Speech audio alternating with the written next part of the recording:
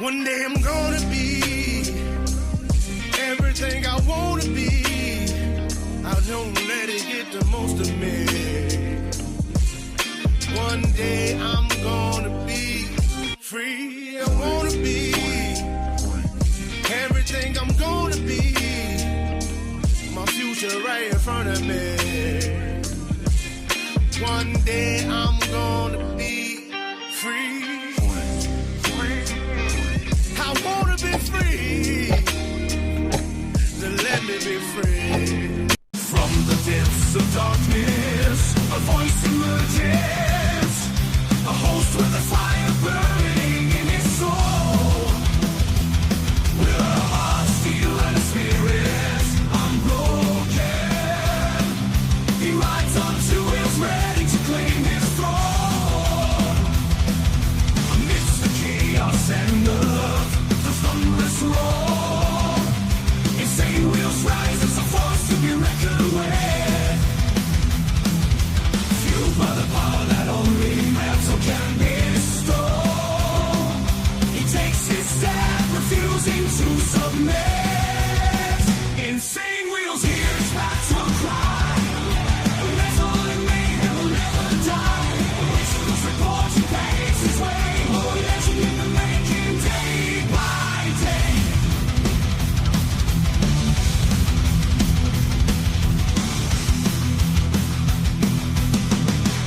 Ladies and gentlemen, wow, we've got a crazy morning ahead of us. Great to see everyone in the chat, man.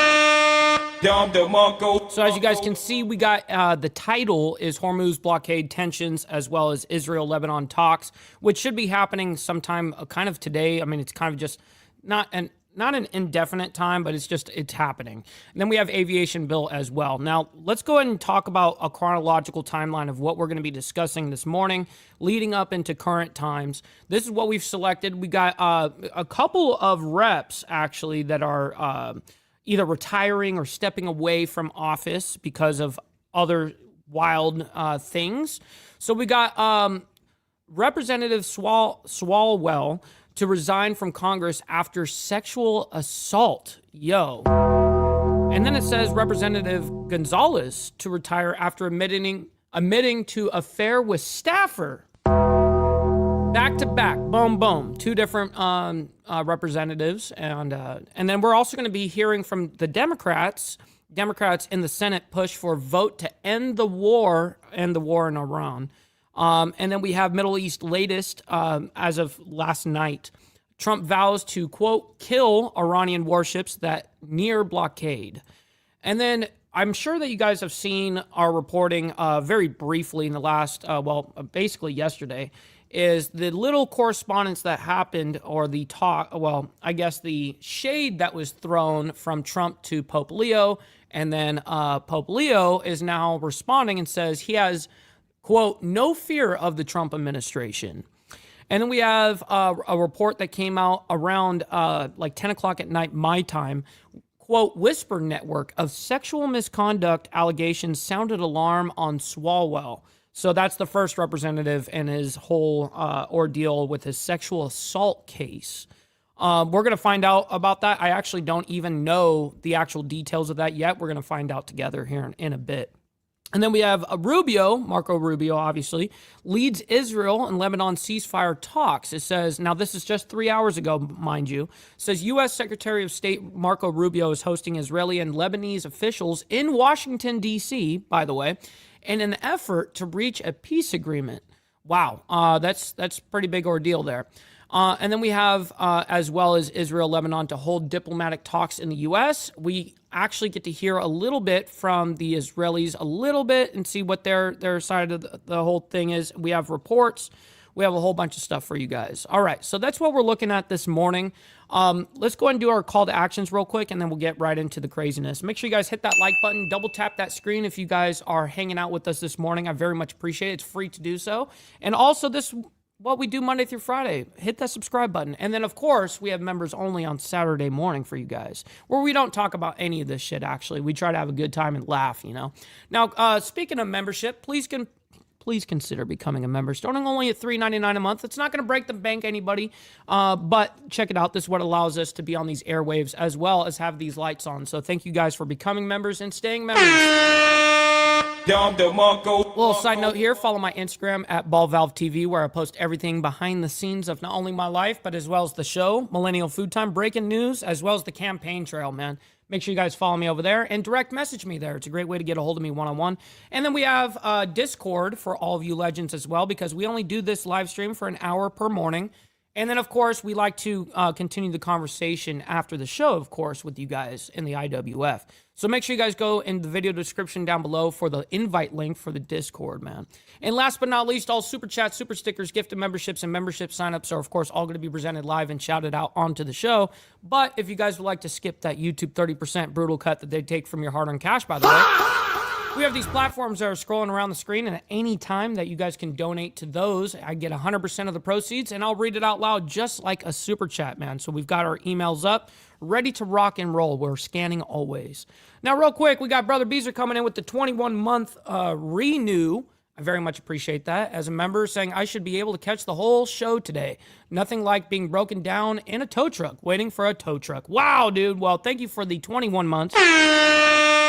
I very much appreciate that, Brother Beezer. It goes a long way, my man. Thank you for the 21 months of support. And then we've got Virginia Chaos. It's also gifting out a membership. Very much appreciate you, VC, showing a little love to the chat today and giving, not only helping me, but helping someone else in the IWF, man. All right, so great to see everyone in the chat, man. We got a lot of you legends in here.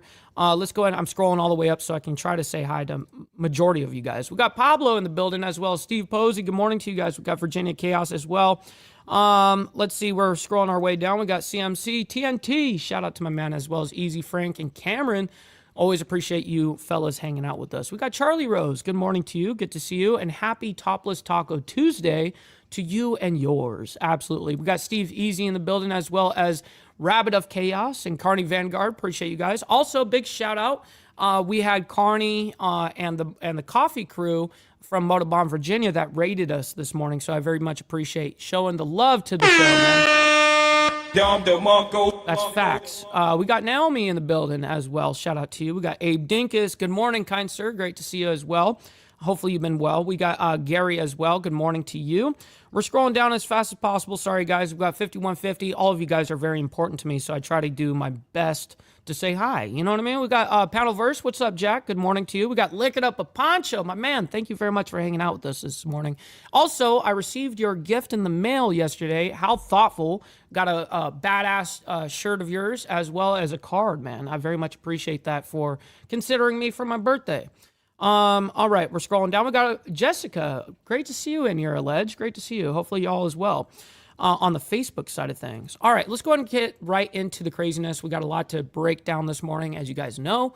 All right, so Representative Swalwell, or however you say his name, to resign from Congress after sexual assault. News that we want to bring to you this hour regarding Representative Eric Swalwell, who has been under fire for sexual assault allegations. We are learning now he put out a new message and a statement. Take a look here as he says, I am deeply sorry for my family, staff, and constituents for mistakes in judgment I've made in my past. I will fight the serious false allegation made against me. However, I must take responsibility and ownership for the mistakes I did make. I am aware of efforts to bring an immediate expulsion vote against me and other members, expelling. I got you, Beezer. Why are you gay? Anyone in Congress without due process within days of an allegation being made is wrong, but it's also wrong for my constituents to have me distracted from my duties. Therefore, I plan to resign my seat in Congress. I will work with my staff in the coming days to ensure that they are able, in my absence, to serve the needs of the good people of the 14th Congressional District. So this comes just a day after he made the news that he would not be seeking the the race for governor in California. And this all comes after new news that even the Manhattan DA says that Swalwell is under investigation over alleged sexual assault after a New York City gala. And then also today, Florida Republican Representative Luna says support may be there to expel Swalwell from Congress, and said that there may be enough support in the House to expel him following bombshell accusations that he sexually assaulted multiple women. And multiple women. What? Again, we have been keeping an eye on this story for you, but the news broke late Friday and then over the weekend continued to grow. There was more reporting on this, and the allegations continued. Swalwell has said that he... Oh, that's very interesting, Gary, compared to if you were to be, like, voted out, for instance, compared to if you resign. That's interesting. I actually didn't know that. Will fight them, but again, giving up the race for governor in California, and now saying that he plans to resign his seat from Congress. So we'll definitely be keeping an eye on all of this. Damn, Ghost says supposedly 50 women. Holy shit, bro. Are you serious? That many? That's absurd. What the fuck? All right, we're moving on. We got to move on. We got another representative that is in crisis, it looks like. Representative Gonzalez to retire after admitting to affair with staffer. Oh, these people can't keep their dicks and shit in their fucking pants. What is wrong with these people? Anyways, here we go. Welcome back, everyone, here to Live Now from Fox. I'm your host, Mike Pace. It was great to be with you as we continue to roll on. More news from Capitol Hill that we want to bring you, this time from Representative Tony Gonzalez, putting this out on X just moments ago, saying there is a season for everything and God has a plan for us all. When Congress returns tomorrow, I will file my retirement from office. It has been... What's up, Agrillapis? Good morning to you. Great to see you in the chat, bro. Happy Topless Taco Tuesday. My privilege to serve the great people of Texas here. So that was the news just moments ago, as Tony Gonzalez, ahead of a possible House expulsion vote, announces that he will retire from Congress tomorrow when the House returns from its 2-week recess for votes. Of course, he has been, again, not only accused, but definitely confirmed. Yeah, Easy Frank, you know, locally here, you know, obviously I'm involved in politics here locally in where I live. And trust me, man, basically all of the establishment hates me. I mean, they repost my videos that I make. They do all sorts of shit to make me try to look bad. But every single time that they do that, they actually make us look great. So, yeah, you know, when it comes to that kind of shit, when it comes to people and politics and navigating politics, it's really the same exact fuck you attitude that I've always had. Nothing changes in that regard. And, you know, even my dad was like, hey, listen, you're getting yourself in and what you're really deep in this now. Don't change. You know what I mean? Like, don't like all of a sudden become PC or what. And I'm like, dude, do you think that I would ever do that shit? No, of course not. So that's definitely not my style. Either people will like the way that I speak and the rhetoric I have and the way that I present myself, or they don't. Either way, that's just the way it is, right? We got Chrono coming in and gifting out a major whale, by the way, just now. Coming in and with the 10 gifted memberships. Yo! My man's out here cooking. I very much appreciate you sending it out this morning and helping not only me, but 10 others in the Insane Wheels family, man. Thank you very much for that. There's scandal with a former staffer that happened. And again, this continued to be talked about, that if Tony Gonzalez would be expelled from Congress, but now we know that the congressman is going to put his retirement in from Congress starting tomorrow when the House does get back. So we wanted to bring that to you again. This was the statement he put out, saying just moments ago that there is a season for everything and God has a plan for us all. When Congress returns tomorrow, I will file my retirement from office. It has been my privilege to serve the great people. Well, there's two representatives that just bit the dust. Chrono coming out with the $2 saying, for my Pogo bros, let's go. Yes, sir. Yes, sir. Making it rain over here, Chrono. I very much appreciate the 10 gifted and the $2, the 2 spot on top of it. Very much appreciate it. All right, we're going to move on. We got Democrats in the Senate push for vote to end the Iran war. We got to go ahead and present this. It is a main story, so we're going to, of course, have to listen to this. Let's go ahead and hear a whole bunch of bullshit, as well as, listen, I'm also all for the ending of this war. Trust me. I think everybody here on this channel, if you guys aren't necessarily brand new, you guys know my takes on this war. So, you know, let's bring out our left-handed tobacco, our counterclockwise tobacco, and try to get through this together. You know what I mean? Also, real quick before we do, we've got this special little badass case. Check this thing out, right? And then you just pull the tab and you open it, and look at that. It holds your left-handed tobacco perfectly. A little case, a little carrying case. You know what I mean?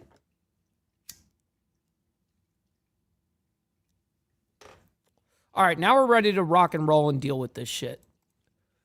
Has made it clear that he has zero, and I mean zero, plans to get us out of this war. And she's talking obviously about Trump. This president is out of control, and Americans are paying the price. And that is why this week we will force the Senate to debate and vote on a war powers resolution. And until this president is reined in, we will continue to force these votes. That is why it's so important that my colleagues filed more resolutions today. Congress has a job to do, and that is to be a check on this president. We are all up here to say that we will use the levers we have to do that and stop this illegal war of choice. And the only question is if our Republican colleagues will join us and stand with the American people. And with that, I want to kick it to a champion in this fight, Senator Kaine. Thank you, Tammy, and thanks to all of my colleagues. Yeah, Grillipus, it's actually very handy. You know what I mean? You're easily able to put this in your pocket or in your back pocket or whatever, and your shit is protected. Yeah, man, and it can hold 5 of them. That's great. All right, back to this. For being here and this growing momentum. And I know we all heard it from our constituents as we traveled around our states during the recess. I spent a couple of days in Hampton Roads where a lot of our naval power is marshaled. And the Ford carrier and its strike group is about to break the record for the longest post-Vietnam deployment of any carrier. That will happen this week. They were supposed to be out for about 7 months, home by Christmas to be with their families. Instead, they were sent first, extended to send to the Venezuelan waters, and now to the Middle East. It's a ship that has had all kinds of challenges of the kind that normally occur when you run a ship much longer than it was planned to be. And so in Hampton Roads and all over Virginia, I heard concerns from family members. Will my daughter be Yeah, Chrono, it's perfect. You just roll up 5 in the morning or in the evening and you're set for the next day. deployed? When will my spouse come home? What is the reason? What is the plan in this illegal and unwise war?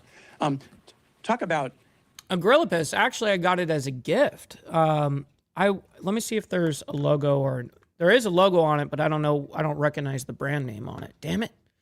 Yeah, I already threw away the original case that it came in, and I don't have it anymore. But anyways, the magnitude of the ineptitude of this.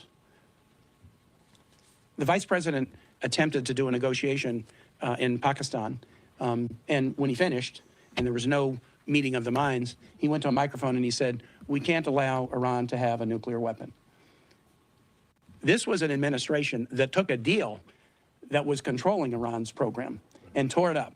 And Donald Trump is now waging a war with our troops being killed and others being injured and civilians being killed and dollars being expended, Americans paying more at the pump, to try to find a deal on a nuclear weapon that he had and tore up in his first term.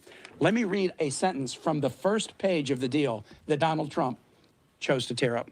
Iran reaffirmed. Yeah, but that original deal was fucked as well. That under no circumstances will Iran ever seek, develop, or acquire any nuclear weapons. He had that deal, and he tore it up, and now American troops are being killed as a result. Oh, and now the president is undertaking military action to reopen the Straits of Hormuz. They were open on the 27th of February. They were only closed because, again, of this war of choice, illegal and unwise, that is killing Americans, killing civilians, and wasting taxpayers' money. And that's why, you know, I really hate when they claim illegal war and all of that based on congressional approval, right? Anything that is not going through Congress to approve and vote for a war is a quote-unquote illegal war in the Democrats' eyes. You know what I mean? Now, operations are obviously able to be had. The last time we used Congress for a vote going into a war was World War II. Everything else has been direct operations from the President of the United States. I mean, you name it, Iraq. I mean, you just name it. It just goes on and on and on. This group is growing. We're filing war powers resolutions. We have colleagues who want to avoid at all costs a public discussion of this war, the lack of a rationale and the consequences of it. We will not let them do so. And we're confident that if our colleagues begin to listen to their voters in the same way that we listened to our constituents the last 2 weeks, we will find a moment where enough will join us and we can bring an end to this unwise, unjust, and illegal war.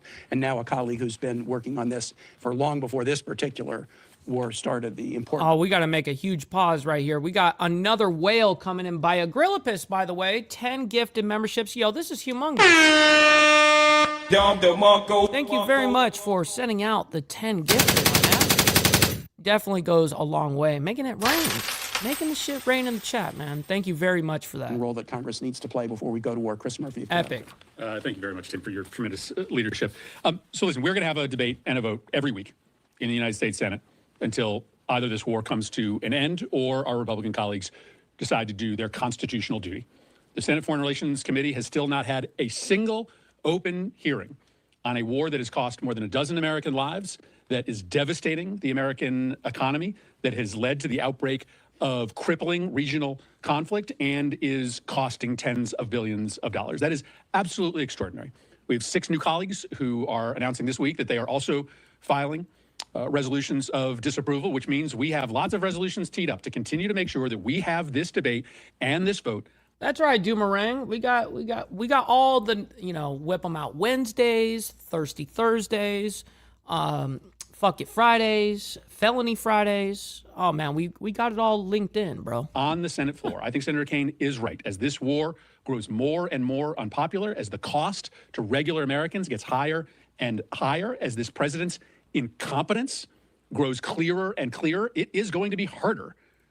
By the way, let's get the likes up, man. I very much appreciate it. You guys don't have to like all this craziness that's happening around the world or within our country, but you guys can like it for me and what we're doing here. So thank you for your laborious actions. For our colleagues to continue to unquestionably support this war. It is unreal that we are sitting here talking about addressing a closure of the Strait of Hormuz by closing the Strait of Hormuz.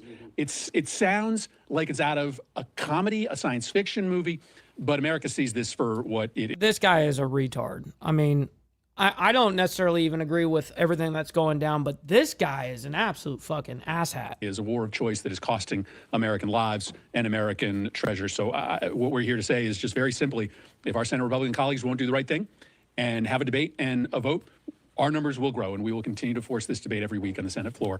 My thanks to Senator Booker for helping to lead this effort. So I just want to make it plain. The American people do not want this war. The American people don't want higher costs. The American people don't want higher costs for food. The American farmers don't want higher Man, this guy, every time he gets up there and speaks. costs for fertilizer. The American people do not want this war. What they want is a Congress that works. Senator Cory Booker. I couldn't remember the name for a minute. They want Congress to be holding oversight hearings, open public hearings. They want Congress to be a check and a balance. They want a Congress to do its job. I am deeply grateful for the leadership of the people you see here today. We do not want what they want. Senate Republicans want business as usual. These are not usual times. We are in a moment of moral urgency. We have work to do. And so we're going to continue to do this. Our ranks are growing. More and more of us are saying no business as usual. We're going to force debate. We're going to force discussion. We're going to force votes on the Senate floor. We're going to continue to do everything we can for a war that is profoundly unwanted by the American people and causing so much harm. I want to bring forward now another one of our colleagues, another one of the people who is standing strong in this fight, forcing this debate on the Senate floor with these war power resolutions. I bring up Adam Schiff. So he really didn't say shit, to be honest. What the fuck? These guys always fighting to get on the podium, man. It's so funny. Thank you, Senator Booker. We have already lost 13 service members in the Trump-Iran war. We've had scores of other American service members injured, some of them very seriously injured. And just within the last week or so, we had 2 pilots thankfully rescued under very dangerous circumstance, which put a lot of other service members at risk. It is long past time for the U.S. Congress to assert its role to put an end to this conflict, to make sure that we reinstate Congress's authority to declare war or to refuse to declare war. We have spent billions and billions of dollars on a war the American people did not want. I think the whole declaring war thing is, I mean, it's a moot point now. I mean, no one's going to do that. Everything is in operation nowadays. I mean, it's a loophole that's been used for countless, I mean, decades and decades. For which the administration never consulted Congress, in which we've had not a single open hearing to expose the American people the basis for this war, the cause of this war, the goals of this war. I agree, Steve. And as a result, we see this administration floundering in its war aims. We see actions that are internally inconsistent, and we see Iran potentially emboldened to try to now charge tolls in the Strait of Hormuz. All of this reflects a lack of foresight. It reflects, I think, the lack of Congress's scrutiny and participation. It reflects the fact the administration never came before the Congress to make the case for this war, let alone make the case to the American people. These resolutions will help force this issue. This isn't over by any means. The risk to our service members continues. The military expenditures continue. The lack of investment in the country, that is the terrible opportunity cost of the billions and billions of dollars being spent on this war, continue. And it's time for Congress to reassert itself. And I'm grateful for all of my colleagues and their efforts along that regard. It's now my pleasure to introduce someone who knows something about being a pilot, and we're grateful for your leadership, Mark Kelly, and also for all the insights you've given us on Artemis. And it's wonderful that we've had some good news. Here comes Mark Kelly. Oh, boy. Sure. Mark Kelly. Thank you, Adam. Let me be... Now, he's definitely going to have something to fucking say. One of the biggest... I wouldn't even just say Trump haters. I would say Republican/conservative haters. Be blunt. The American people are poorer and less safe because of this president. He got us into a conflict without a strategic goal, without a plan, without a timeline, without an exit strategy. And at this point, he is just flailing. Tried to get us out through a negotiation the other day. The vice president spent 21 hours, and at the end of that negotiation, I understand that the president was at a UFC fight, enjoying the evening with his Secretary of State. In what world does that make sense? That's how serious he is taking this. We have 13 dead Americans. We have 13 families out there that don't have fathers and mothers and brothers and sisters. There are 150 dead Iranian kids and probably in excess of another 1,000 Iranian civilians needlessly killed. Our magazine depths are somewhat depleted. PAC-3 rounds for SM-3s, THAAD rounds, or PAC for Patriots, SM-3 rounds, THAAD rounds, other munitions. We've spent billions of dollars, and this president does not have a plan. And now his latest thing is he's going to completely close the Strait of Hormuz. Well, by the way, his plans aren't necessarily going to be openly discussed with Congress. No matter which side. That's a discussion between the President of the United States and the Pentagon. And continue to drive up energy costs and food costs for the American people. So this resolution is something... What's up, Pops? Good morning to you. Great to see you in the chat, by the way. Happy Topless Taco Tuesday. And by the way, let's get the likes up, everybody. Let's hit that like button and double tap the screen if you guys are on the vertical side. Thank you very much for that. That clearly we need to get past. Hopefully our Republican colleagues will see the error of their ways here on this issue and support this resolution and support an end to this conflict. Thank you. And with that, let me introduce Senator Jeff Merkley. Thank you.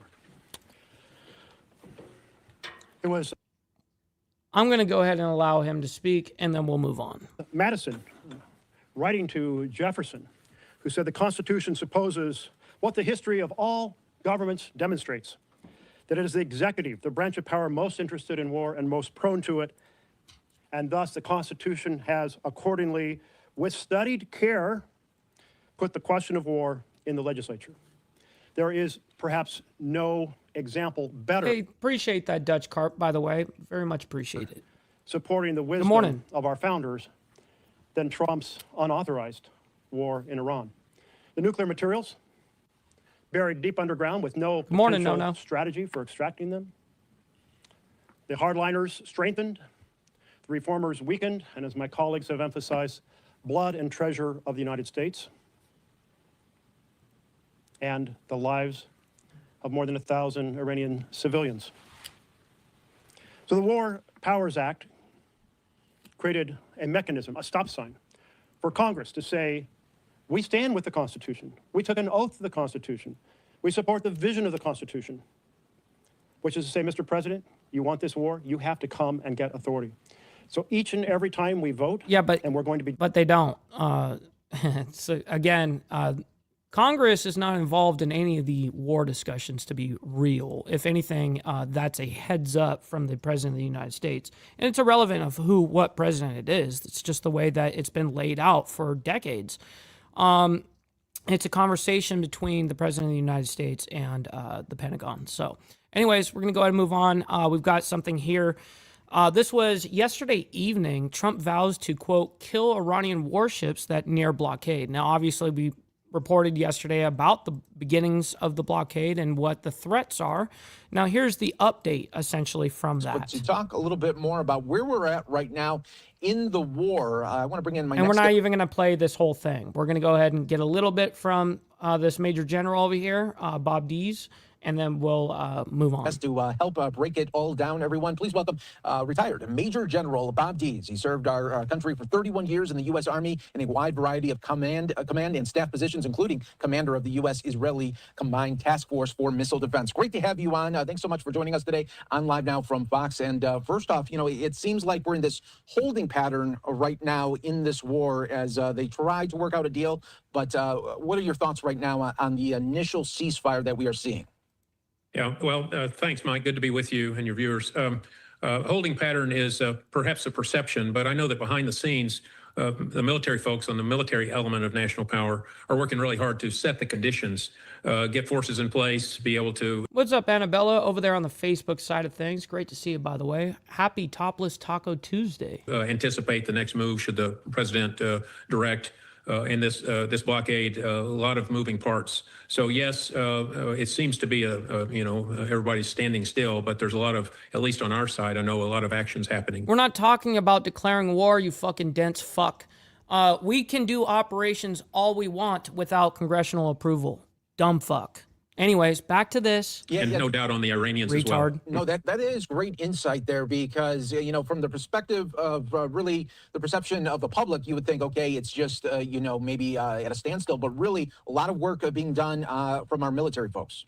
Yeah, we do everything possible to make operations safe for our military. Obviously, it's a dangerous business, but we have a term in the military called setting the conditions. So I can guarantee you, from CENTCOM and all the players involved, we are setting the conditions for the next military successful operations. And, sometimes when you extend a spring, you have to recoil it, get all that potential energy back in it. Be safe out there, Pops. We'll see you on the flip side. And so you can be assured that we're working the mine clearance operations. We're getting forces in place.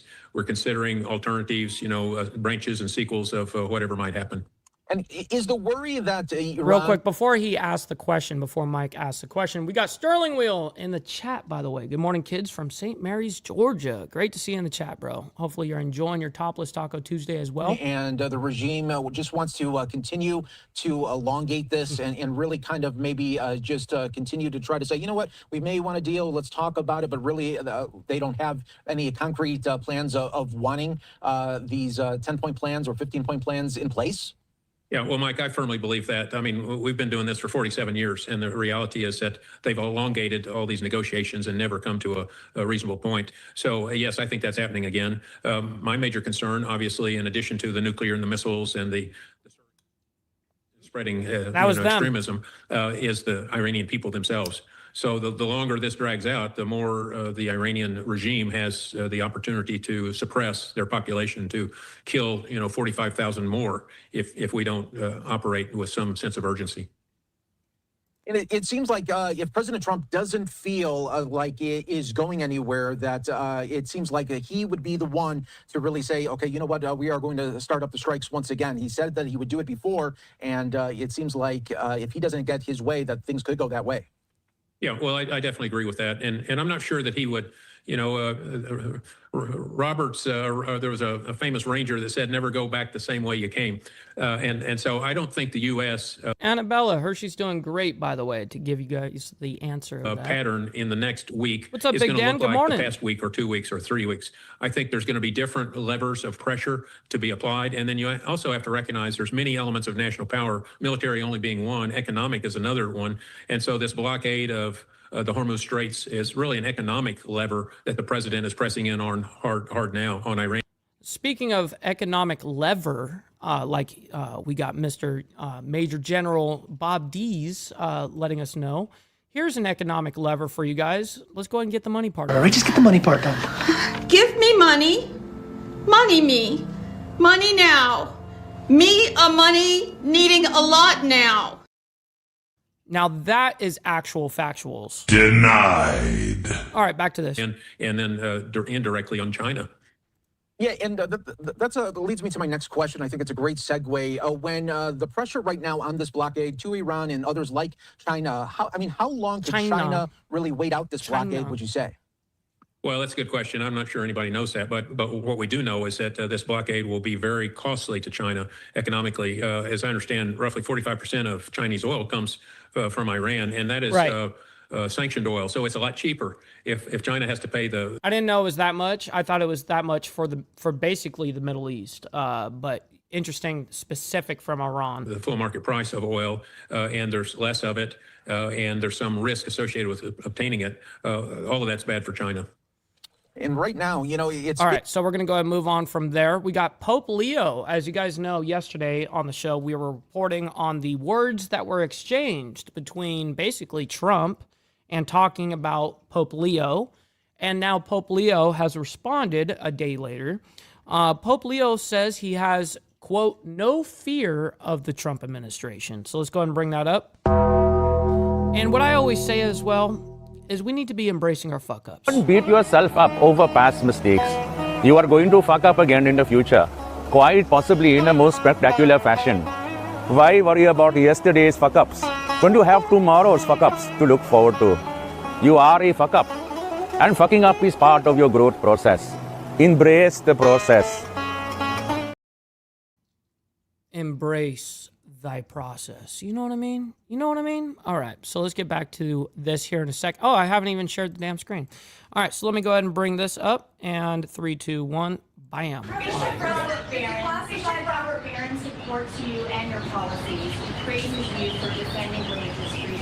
Yeah. He now says you owe Pope Leo an apology. Will you apologize? Yeah, it's going to be crazy, Steve, for sure. No, I don't, because Pope Leo said things that are wrong. He was very much against what I'm doing with regard to Iran, and you cannot have a nuclear Iran. Pope Leo would not be happy with the end result. You have hundreds of millions of people dead, and it's not going to happen. So I can't. I think he's very weak on crime and other things. So I'm not. I mean, he went public. I'm just responding to Pope Leo. And his brother is a big MAGA person, and he's a great guy, Louis. And I said I like Louis better than I like the Pope. Now, you have to have law and order in our country, and that's what we have now. We have the lowest crime numbers we've had in a long time, despite the fact that many criminals were allowed into our country, but we've gotten a lot of them out. We've done a great job on crime. So we have the lowest murder rate in 125 years, since 1900. The lowest murder rate. So we believe strongly in law and order, and he seemed to have a problem with that. So there's nothing to apologize for. He's wrong. The other thing is he didn't like what we're doing with respect to Iran, but Iran is wants to be a nuclear nation, so they can. Yes, Cameron, I did see that. Exterminate the. Trump came out and said, "I wasn't trying to portray to be Jesus. I was trying to show that I'm a doctor." World, not going to happen. You're listening in there, President Trump talking about what Pope Leo, the American Pope, said about this conflict in Iran, saying he would not apologize. Pope Leo saying he does not fear what President Trump does, and obviously mentioning Lewis, who spoke to us here on Live Now from Fox after he was instilled as Pope Leo XIII. But plenty to get to after this DoorDash delivery, as J.D. Vance couldn't quite... What's up, TVT? Good morning to you, by the way. And yes, there was some interesting things happening yesterday. There was a nice little stunt where Trump, I guess, ordered, I guess he ordered like McDonald's from DoorDash.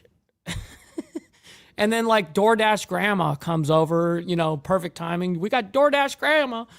Yeah, this is great. And then he tips her $100 or whatever, and then he takes questions, I think. Deliver on that negotiation in Islamabad over the weekend, as you heard from the president saying nuclear was the main sticking point. Yeah, Cameron, that's literally what his response was when he got asked the question about him making that post in the media. And he goes, well, I was portraying being a doctor.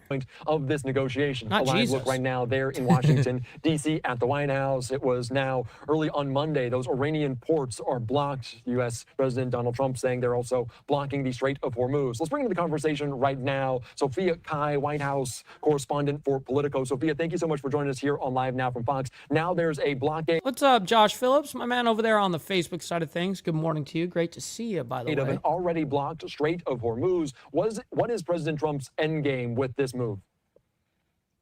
I think this move is to exert more pain on Iran and make life more difficult without doing the maximalist, I will annihilate an entire civilization.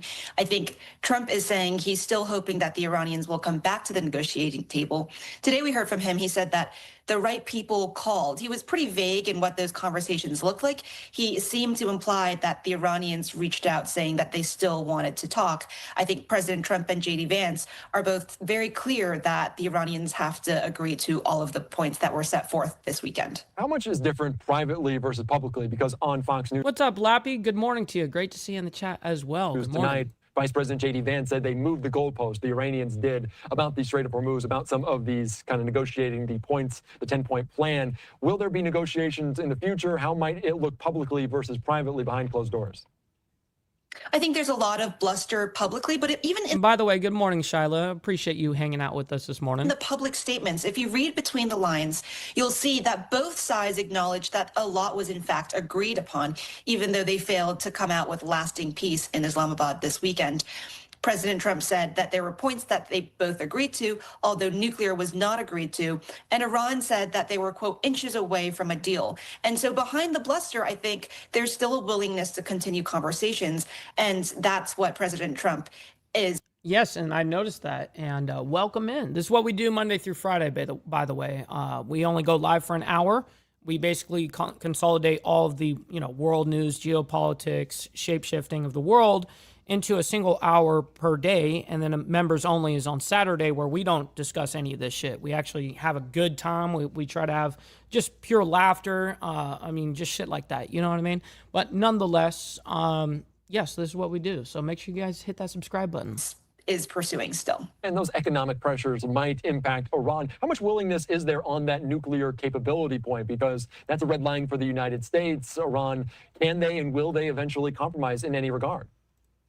So that is a red line for President Trump. He said today to reporters as he was doing this DoorDash event, he said, are you guys writing it down? Iran will not have a nuclear weapon. And that's something that he's been consistent on. Yeah, he did say that. He goes, and grab a pen, write this down. Iran will not have nuclear power, a nuclear weapon. For the last couple of decades, even before becoming president, that's been a belief that he's had, is that Iran is a nation that will never be allowed to have a nuclear weapon. I think as president, he's going to hold to that line. And I want to ask you, because we're showing some video of the Strait of Hormuz, and we know how the global commodity of oil and gas impacts Americans' lives on a daily basis. Over the weekend, he said, ahead of the midterms. What's up, Jimmy Mack? Good morning to you. Great to see you in the chat. He hopes gas prices are higher, but they could go a little bit higher. What are we hearing? Well, he said, this is what Trump said regarding prices of oil and gas was, it's going to be around this, hopefully around the same. It may go up a little bit, but it should be right around the same.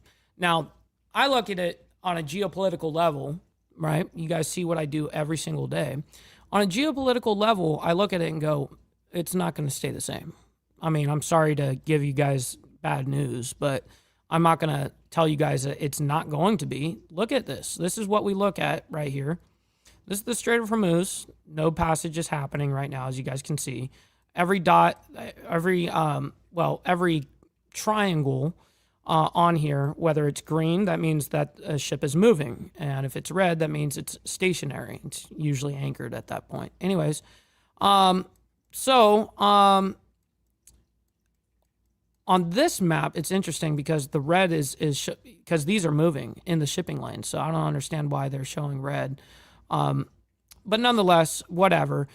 Anyways, this is the shipping lanes, and I look at it and go, okay, well, if they shut down the Strait of Hormuz, this is where all of the oil comes out from, basically up here in the northern region from the island, Karg Island. This is where they process all of their oil and then they ship it out and it goes to the rest of the world. I mean, it goes to some of it to us, a very, very, very small amount.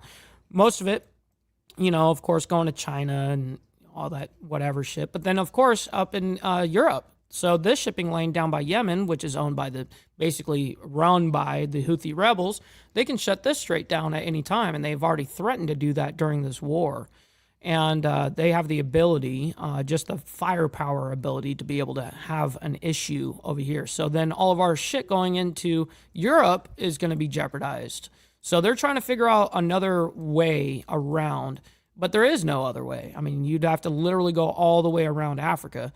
And seeing, like, you guys can see what these ships are doing right now. They're going all the way around, all the way back up. So I don't know, man. It's crazy shifting of the world that we're watching. So anyways, back to this. Sorry, I just got it. I had to geek out on that for a second.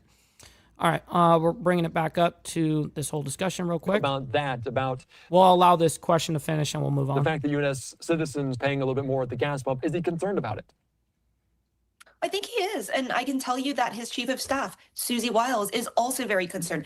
Energy prices is something that Susie Wiles has been concerned about all of last year. And, she has tried for months to get President Trump to also be focused on this issue publicly, but this was before the war started. The war has made her job and President Trump's job to assuage American voters all that much harder. Now they're seeing average prices above $4. And it's also something that Iran is seizing on, saying, if you continue down this path, then Americans will be dreaming of gas prices back to $4. And the price of oil is now above $100 per barrel now. It came down just below when there was a 2-week ceasefire. Now, that 2-week ceasefire is still in effect, but I think the markets are reacting negatively to a no deal out of Islam. Of course, because they're not seeing any movement on the aspect of the Strait of Hormuz. Yes, there is a ceasefire, but there's still shipping lanes that are blocked. And so that's an issue. And so, of course, oil and gas is not going to go down during that time. Anyways, let's go ahead and go into this little clip here of this DoorDash event here. He was touting on the his White tax House on tips kind of moment there. He's going to be in Arizona and Nevada this week. How has Trump managed to... Real quick, we got Jimmy Mack coming in with the 5 spot saying, I can claim that I have a loose screw on... No, not them screws, but one in my spine. Yes, dude, I've got screws. I've got my whole left shoulder. My whole left shoulder is basically plates and screws, dude. I've got like 5-inch and 4.5-inch screws and all that, whatever, holding my shit together. But man, thank you very much, Jimmy Mack. That's very, very true, by the way. So thank you for the 5 spot. It definitely goes a long way, making it rain in the chat. All right, back to this. Talk about the ongoing conflict in Iran, but also talk about things that he is very proud of, some of the One Big Beautiful Bill. What can you tell us about that moment today? Well, DoorDash does not usually deliver to the White House, so this moment was absolutely staged. And President Trump, look, I think they're trying to sprinkle these moments to remind voters that there were these... What's up, Extra Surprise? Good morning. Things that they've done to help the American pocketbook, especially in states like Nevada and in Arizona, he'll travel to, where there's a large population of tipped workers. And so... yeah, that whole event with the DoorDash thing, yeah, no, that was all put on. Absolutely. It was definitely put on. No doubt about it. All right, we're going to go ahead and move on. Report, this is... I guess late this evening or last evening. It was like about 10, 11 o'clock my time when this came out. But since we reported on this whole thing with Swalwell, we have a report. Quote, Whisper network of sexual misconduct allegations sounded alarm on Swalwell. Let's go ahead and bring that up. Let's go ahead and see what they've got on this so that we can follow this story here. All right, we'll come back. And we're not even going to play this whole thing, by the way. We don't have the time. We still got 2 other major stories to get through. Rubio leads Israel and Lebanon ceasefire talks. That just happened this morning. And then we have, of course, Israel and Lebanon to hold diplomatic talks in the U.S. And so we have a couple of reports on that. Now from Fox, I am Andy Mack. It was a swift and abrupt departure for Eric Swalwell, the Democratic congressman, as he said he's going to resign from his seat there as a California 14th district, but also ends his bid to try to be the next governor of California. This coming after an explosive report about sexual assault allegations and misconduct. And obviously lots of questions on where this came from and the timing of everything involved here. I want to put up a post from Jeremy Wright with the Politico saying how Eric Swalwell went from governor favorite to collapse. Did people see what they want to see or hear what they want to hear or not ask questions they didn't want? What's up, brother Dean? Appreciate you hanging out with us over there from the West Coast. Shout out to you, by the way. The answers too, 1,000%. So a lot of questions on where this came from, but these allegations very serious. We're joined right now by Jeremy White from Politico. Jeremy, it's interesting to look into. Every time there's a Politico spokesperson or reporter, analyst, whatever, every single time they always have, the guy, you can tell that he's actually got a suit on and shit like that, but you can't see that because it's a straight headshot. I don't know why they do that every time, man. Back it up a little bit. See where Andy is on the frame? That's where you should be. Everybody from Politico is always like looking goofy and shit, like they just rolled out of bed. And I'm just saying, bruh. I'm just observing some of these behind closed doors conversations. What more can you tell us about this reporting and what came to light with this resignation of Eric Swalwell? This was something where there had been rumors circulating about some potential inappropriate behavior by the congressman, but it really burst into public view in a very appropriately 2026 way on social media, where people started making more specific pointed allegations. And that sort of fed a feedback loop in Sacramento, where people were increasingly bringing this up in talks with the campaign, whether with the candidate himself, pardon me, or with surrogates, and were consistently told there's nothing to it. Yeah, there's a lot of questions exactly about this, and there's also questions on kind of where it came from. As we spoke with the San Francisco Chronicle reporter Alexei Kosev that broke this story initially, it says he was going through background on some of these candidates, and they spoke to different staffers about this. But who else potentially knew about this story and didn't come forward? Who should be also? I'm sure there's a lot of people within Congress, probably everybody on the inside knew. So accountable and responsible for this report, these women's voices not being out there or at least heard. Folks we spoke to and have spoken to in the last few days, Cameron. Including some prominent allies and endorsers and staffers, they profess shock at this. They say that when they asked the candidate or asked people in the campaign about, listen, either these specific allegations, are they true? Or more broadly, is there something we need to worry about? Is there something in your past that is going to come up in a campaign? They were given firm and categorical denials. And so there are a lot of people in the aftermath of these reports telling us that they were shocked, that they were lied to. That at least is what we are hearing. Yeah, and obviously a shocking development, at least for people from afar, potentially voters that would have cast their ballot for Eric Swalwell, here from Politico, announcing these sexual assault, misconduct, and allegations, forcing him to withdraw. You mentioned some of the other lawmakers that are out there, including supporters, dozens of Democrats pulling their support, saying, I asked Gallega. Dozens of Democrats are defending sexual assault, and supposedly the number is up to 50 women now. What the fuck?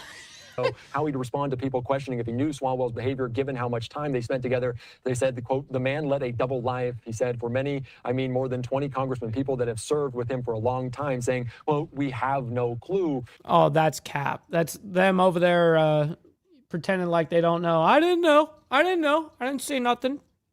Is that a culture on Capitol Hill, a concern for people to see one person in the public view versus another privately? Again, this is something that has consistently come out from people who have spent time with Eric Swalwell, who were political allies with him, saying that they were blindsided by these revelations. But, that quote that you put up early in the interview, I think is also very telling. Certainly in the context of this governor's race, there were a lot of people who supported Eric Swalwell trying to find some consolidation in an unsettled field. What's up, SST? Good morning to you, by the way. Good morning. With a lot of Democrats in it who took him at his word and perhaps wanted to do so, wanted to hear it's going to be okay, there's nothing to it. And now we have a situation where a lot of people who stuck their necks out and endorsed this guy are in a tough position and had to not just pull it back, but do some soul searching about why they extended that endorsement in the first place. And what are voters thinking in this Yeah, that's moment? got to be brutal. That's got to be definitely brutal. All right, we have to move on. We have two reports that we got to get through real quick before, so we're going to be going a little bit into overtime. We're not going to listen to the entire bit from both of these reports. We're going to go ahead and hear, because we've got the Israel-Lebanon between the Lebanese government regarding the ceasefire here. Now, once Lebanon, basically, once they get a ceasefire going, that doesn't necessarily directly mean Hezbollah's within a ceasefire. Hezbollah is not actually a part of the Lebanese government. It's a whole different organization. So that's where the Lebanese government comes in and tells them, hey, you guys need to fucking cool it right now. We just signed a fucking deal. We got to, blah, blah, blah. So we saw that complexity in 2024. We saw a lot of that complexity. We actually reported on a lot of it. Anyways, back to this. Later on today, we are expected for Israeli and Lebanese officials to attend a high-stakes meeting at the U.S. State Department to seek an announcement on a ceasefire and a date to begin direct negotiations. Israeli Prime Minister Benjamin Netanyahu authorized direct talks following what he said were repeated requests from the Lebanese government. Those talks between Israel and Lebanon is expected today in Washington, D.C. And to talk more about this, we want to bring in Seth Frantzman with the the Foundation for Defense of Democracies to talk more about this. Thank you so much for joining us this morning. Yeah, thank you for having me. And so you're in Israel right now. I just want to ask, what are you seeing right now on the ground? What are the people there? How are they feeling? Well, it's important to remember, I think that Hezbollah has been attacking Israel for around 918 days since they joined the conflict after Hamas carried out its brutal massacre. Ghost, I saw that announced yesterday a little bit, but truthfully, I didn't investigate it. I didn't really look into it. So I'll have to get that information and look into it, and then I'll let you know, maybe on tomorrow's episode. On October 7th, 2023. So, people are exhausted. I mean, this war has gone on a very long time. It hasn't always been an intense war because, Israel has ramped up the intensity back in 2024, and then there was sort of a ceasefire, and then Hezbollah broke the ceasefire on February 28th. Actually, March 2nd, after the U.S. and Israel. Yeah, I was about to say, wait, what? Where are you getting your numbers from over there, cuh? All right, this guy's goofball. Let's go ahead and see if we got any reports that came out during this time. We already know a lot of what we already need to know here. We don't need to hear Bert and Ernie over here speak to us. This says here, Axios reports that U.S. Secretary of State Marco Rubio will host today's meeting between the Israeli and Lebanese ambassadors in Washington to launch direct negotiations, with talks expected to focus on a ceasefire, potential disarmament of Hezbollah, and a broader peace deal. We saw Vice President J.D. Vance lead the negotiations over the weekend here with Iran and the United States. How do you think Secretary of State Marco Rubio will approach these negotiations or meeting between Israeli and Lebanese ambassadors? Well, Marco Rubio has proven himself to be a very adept Secretary of State. Oh my God, this fucking guy. Okay, I can't stand him. We're gonna move on because we have the latest report, which came out 2.5 hours ago, and regards to Israel and Lebanon to hold their diplomatic talks in the United States over there in Washington, D.C., by the way. Interesting. Let's go and bring this up. And that was the latest update that we had from the Israeli government. So we are expecting between officials with Israel and Lebanon, those talks happening in Washington, D.C. later on today. Bringing us out to a social media. So those talks are, I guess, today. I told you guys I didn't know exactly what day it was going to be, but you know, it's in the title today, and I said, well, it's probably happening today, but now we've got confirmation. From Reuters news correspondent Hala Ramadan. She says this, that Axios is reporting that saw U.S. that. Secretary of State Marco Rubio will host today's meeting between the Israeli and Lebanese ambassadors in Washington to launch direct negotiations, with talks expected to focus on a ceasefire, potential disarmament of Hezbollah, and a broader peace deal. Bringing us out to live images that we have of the White House, just a little bit more background on what we can expect today. The Associated Press saying that the Israeli military is pushing ahead with air and ground offensives in southern Lebanon, engaging in fierce fighting with Hezbollah militants over a strategic town, while the Lebanese militant group fires rockets and drones at northern Israel.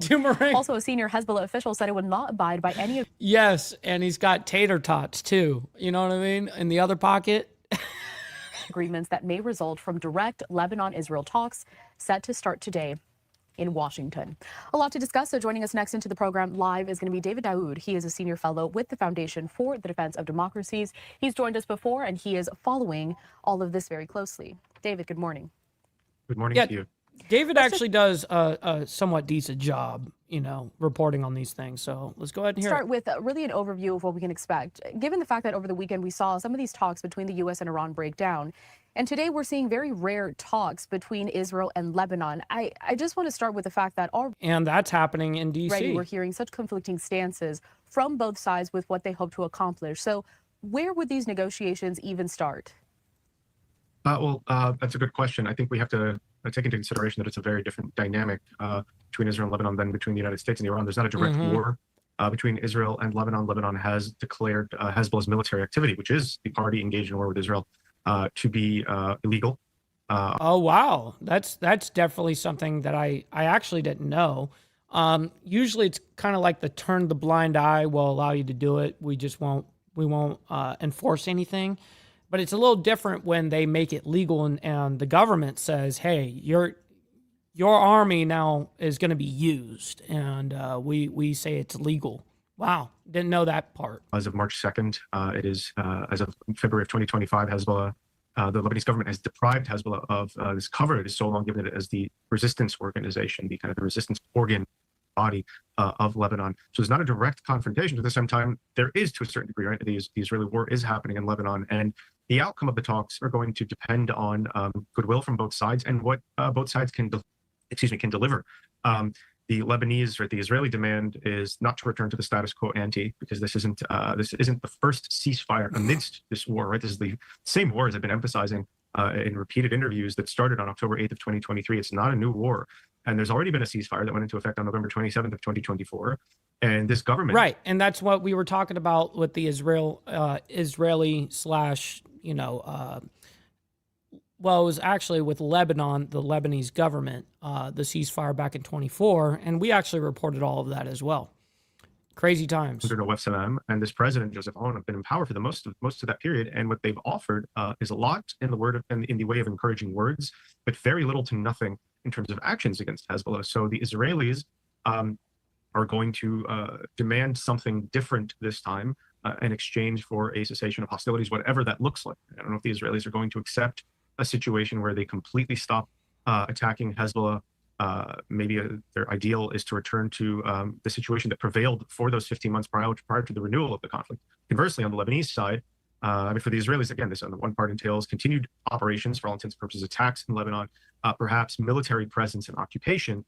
What's up, Two Wheel Jesus? Good morning to you, by the way. Here of swaths of South Lebanon. And from the Lebanese side, it's understandable why this would be considered a violation of the country's sovereignty from their perspective and deemed unacceptable. The Lebanese argument has been, we can't operate against Hezbollah so long as these Israeli attacks and the Israeli presence are ongoing. It's a very unconvincing argument given everything else, but that is the Lebanese position, and one can understand why it is the Lebanese position. I want to go a little bit further on the Lebanese position and also just cite some of the reporting that we have that talks about each side, their stance, what they have said going into these talks. So Lebanon hoping for a ceasefire as a prerequisite. They want something similar to Iran and the U.S. and what they had in Pakistan over the weekend. Israel framing the talks as peace. Yeah, that 21-hour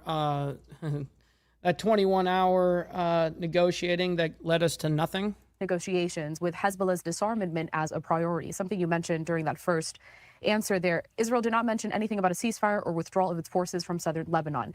So my question is this. this disarmament of Hezbollah has been a topic of discussion and really one of the main priorities for several months now. And it's something that Israel is demanding of the Lebanese government. The Lebanese government has said that they are committed to disarming Hezbollah. So what would that look like from the Lebanese government's perspective? What are some of the things they say they need in order to accomplish that goal? Well, from the Lebanese government's perspective, what it should look like is not just statements demanding Hezbollah's disarmament or prescribing Hezbollah's military activity. It's actually putting into effect practical measures in order to achieve that. Now, the Lebanese claim they did do that. There was a Lebanese army plan that was welcomed, not approved. This is a very critical distinction. The Lebanese government never officially adopted the LAF plan on September 5th of 2025. That was initially intended to achieve Hezbollah's disarmament throughout Lebanon by the end of 2025, and then it had shifted to just the southern Litani area. The Lebanese government declared, the Lebanese army declared on January 8th of 2026 that they had done so, and now we see demonstrably that that was untrue. So it would entail arrests, it would entail seizures of weapons, it would entail controlling their land borders, it would entail tighter controls at the airports, even tighter than they have implemented over the past 15 months. It would entail the... Let me tell you, I forget this guy's name, but let me go ahead and give you a message personally. Go ahead and invest in a decent microphone. You know, fuck those AirPods, man. I'm sorry. I'm a stickler for good audio. Bro, you're speaking to the nation. You're actually speaking worldwide. I don't understand these guys that get on their bunk ass Obama phones and on their 14-year-old fucking laptop that barely has a webcam, and they don't use a fucking microphone. So it just picks up the empty sound behind. I mean, it's just terrible. You guys are talking to millions of people, and you guys are like on AirPods and shit, man. Like, get it together. Army deploying to South Lebanon in sufficient numbers to prevent Hezbollah from not just repositioning itself, but engaging in any regeneration efforts. Now, none of that has happened. The Lebanese government claimed this is a matter of a lack of resources. They're asking for, on the one hand, assistance from the international community to build up the LAF. Yes, let's make sure we get the likes up. You guys don't have to like all the craziness that's happening around the world, but you guys can like it for me and what we're doing here. And listen, hit that, well, double tap that screen if you're on the vertical side and hit that subscribe button, man. This is what we do Monday through Friday. Capabilities, and on the other hand, a cessation of Israeli operations. They're saying the primary impediment to Lebanon's ability to fulfill this task is the continuation of Israeli operations, which again rings a little hollow considering if the Israeli operations weren't ongoing, then Hezbollah would be in a stronger position. And in being in a stronger position, they would be more menacing to the Lebanese government, which would have to forcibly disarm them. Given, as you said earlier, this has been Hezbollah stance for 15 months. They've refused disarmament. They've refused to abide by any agreement that Lebanon intends to make, either diplomatically with Israel or otherwise. They've refused to abide by any order by the Lebanese government to disarm. The Lebanese government had given the... to disarm Hezbollah. Hezbollah's retention of sufficient percentage of its arsenal to remain militarily menacing in Lebanon. The Lebanese government had pursued dialogue with Hezbollah to achieve disarmament, and Hezbollah used this in bad faith to continue regeneration. So, what the Lebanese are saying is they need the Israelis to stop, and they need capabilities. They need assistance to build up the capabilities. But what it strikes me as is more of a lack of will rather than a lack of capabilities. We're continuing to take these live images out of Beirut, Lebanon, and I'm also trying to take in this whole conversation, David, because, again, heading into these talks, these conflicting stances, and the fact that there's certain points from Israel and Lebanon that they need, yet Hezbollah says we don't even care what comes out of these talks. I mean, I guess there's just still a lot up in the air. I want to take us out to what's... It's a whole bunch of sides saying we don't give a shit. Actually happening on the ground still consistently. This is a social media post courtesy of the Israel Defense IDF. Forces. This is from a few hours ago, but they pretty much recap this 24-hour recap. They say 150 Hezbollah targets were struck in numerous areas across southern Lebanon. Accomplishments: rocket launchers, UAVs struck, military structures, anti-tank missile launch points, and terror command centers were targeted. Terrorist cells that attempted to carry out a terror attack against IDF soldiers were thwarted. David, you and I, for the past couple of weeks or so, we've been talking about some of that activity that continues to escalate in the southern part of Lebanon, particularly along the Litani River. We have seen some of those towns along that river also being a major target for Israel. How could these continuing operations in Lebanon be addressed at the talks today between Israeli officials and also the Lebanese government? Well, it seems that the Lebanese government wants them to completely cease, and that seems to be a non-starter for the Israelis. If I'm not mistaken, there was a report that the Lebanese ambassador had asked her Israeli counterpart during the preliminary talks for a cessation of hostilities, or that she would ask for a cessation of hostilities, rather, as kind of a goodwill gesture. Whether that happened or not is unclear, but that seems to have been the stance. Right. I don't know if that happened or not, to be honest. Of the Lebanese government throughout, that they want these Israeli operations to stop. They want Israel to begin a withdrawal from South Lebanon. And the Israelis, conversely, I mean, they're on the cusp of taking over Bint Jbeil as of yesterday. In all fairness, 5150, I do have usually when I'm reporting these things, I have it on 1.25 times playback speed. I do that so I can fit everything in as far as I can into an hour instead of it being, like longer than it needs to kind of thing. But anyway, there's been an update overnight. But Bint Jbeil is a critical center for Hezbollah. It's a village of 30,000 people in South Lebanon. It's not a small area. It holds symbolic significance for Hezbollah. This is the place where Hassan Nasrallah, the former Secretary General, declared after the May 2000 withdrawal that Israel is weaker than a spider's web. So the Israelis taking it over and taking over the stadium where he made that declaration is meant to kind of create a sense of defeat among Hezbollah. But the place from which that statement issued is now in Israeli hands. Yo, that is fucking great, 5150. Yeah, it's not you. It's not you. So these operations are ongoing. The Israelis said last week that they'd reached the anti-tank line. This is the line that would put Hezbollah's anti-tank arsenal out of range of northern Israel. And what we've heard, there have been conflicting statements, but the IDF last week, of course, not the week prior, there were reports in Haaretz and elsewhere that the IDF intended to establish a 2 to 3 kilometer buffer zone in South Lebanon. Prime Minister Netanyahu, I think, said a couple of days ago that would be closer to something like 8 kilometers. So what that looks like is ultimately going to, we'll see what it's going to look like. But this appears to be a continued Israeli goal, and it remains unclear what Lebanon can offer at the moment in order to deter the Israelis from that goal, to convince the Israelis to let go of that goal. Because the way the Israelis are looking at it now, the revival of this security zone in South Lebanon, and one did exist between 1985 and 2000, is the only way to keep Hezbollah away from the border and to kind of establish a striking pad, if you will, within Lebanon for ground troops, not just the Air Force, to continue striking at Hezbollah within the country and continue to grow. Kind of reminds me a little bit of how Syria went down in the aspect of the Israeli side. Anyways, listen, I can't thank each and every single one of you guys enough for the amount of support that you guys show me and the channel. Monday through Friday, and then Saturday morning for members only, man. I'm very appreciative.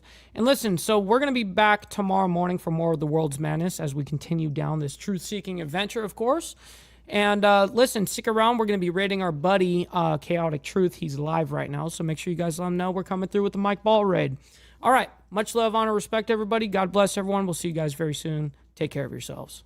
From the depths of darkness, a voice emerges, a host with a fire burning.